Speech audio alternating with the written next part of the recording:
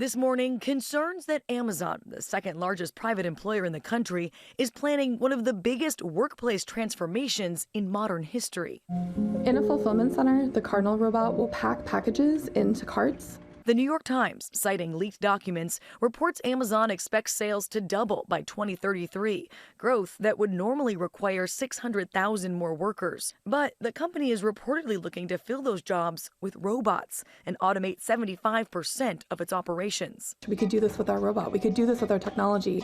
That's what we're going to do. In the near future, Amazon reportedly estimates automation could help it save more than $12 billion and shave about 30 cents off each item it ships. In a statement, Amazon said the leaked documents reflect the perspective of just one team and don't represent our overall hiring strategy, adding that the company is actively hiring and plans to fill 250,000 positions for the holiday season. One of the things that we've been proud of over our 10-year history is the ability to develop robots that work well alongside people. It comes amid growing fears of technology replacing human workers. The so-called godfather of artificial intelligence has been sounding the alarm. If I worked in a call center, I'd be terrified. If I was someone like a legal assistant, a paralegal, they're not going to be needed for very long. For mundane intellectual labor, AI is just going to replace everybody. At this point, I think that everybody should be looking to make a career shift. And I said that it was going to be a class war. But this has already been happening for decades. Like AI is just expediting the process. So I'll give you an example. If you look at the auto industry and in the creation of the auto industry and the assembly line by Henry Ford and how many workers it took in order to do things, two things happened. It increased the amount that people were able to make, which allowed for them to be able to create a better economy. And it also allowed for people to spend more money, have families, so on and so forth. But it also had so many problems and quality issues that it then required more people to fix those things, which created an entirely new economy when it came to dealerships and all of that stuff. And so most dealerships, for example, make their money off of repairs and maintenance and stuff like that. They don't make the majority of their money off of selling cars. They make the majority of their money off of selling used cars, reselling them, and then maintenance and insurance and stuff like that. And then as time continued to go on, one of the things that auto workers strike for is that they want more jobs, or they want to protect the jobs that they have, because they know that robots are doing it more efficiently and is preventing the quality problems. Amazon don't have to worry about as much turnover. They don't have to worry about people calling off. They don't have to worry about people getting pregnant in the healthcare. And that's one of the benefits. The downside is now they have to be a little bit more mindful of how it's going to impact the economy, because you won't have as many people generating as much revenue, which means Amazon, and this is for every single company, they work for the shareholders. They don't work for people. People get paid a price based off of what they contribute into the company or whatever it is that they can produce. And that's when you trade your time for money. But Amazon is there to generate revenue for the shareholders. So unless you own Amazon stock, which I believe that everybody should be getting equity into companies by buying into their stocks, then you are going to be left out in the cold.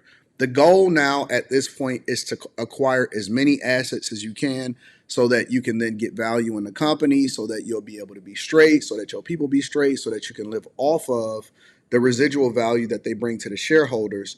That's the goal at this point. That should be the goal for everybody.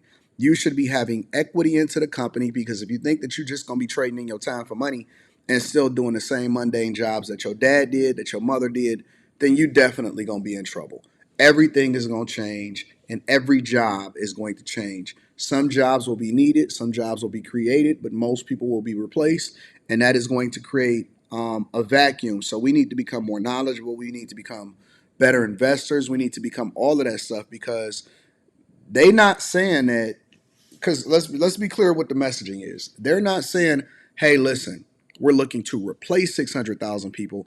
They're saying we're not going to need to hire an additional 600,000 people with this capital investment that they've been making with physical AI. Physical AI. See, we're used to ChatGPT and Gemini and all of these other companies, right? That is the intellectual stuff. That is the, hey, I need to figure this out. Hey, I need you to help me with this, whatever. Physical AI is the intelligence behind the robots and stuff that's doing some of the tasks that they're doing. There are whole warehouses that can run without humans, and the only humans that are in there is overseers, supervisors, and maintenance.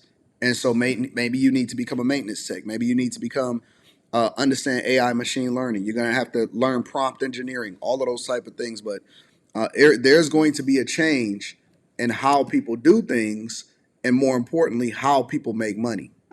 Our manipulation robot that we call Blue Jay. And what Blue Jay, the way that you can think of that is that you can take 3 assembly lines and put it in the same footprint of 1.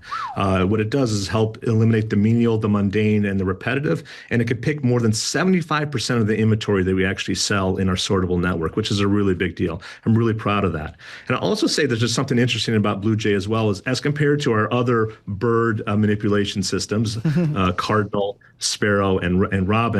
It took us about 3 years to kind of design, deploy, and get out to our frontline employees.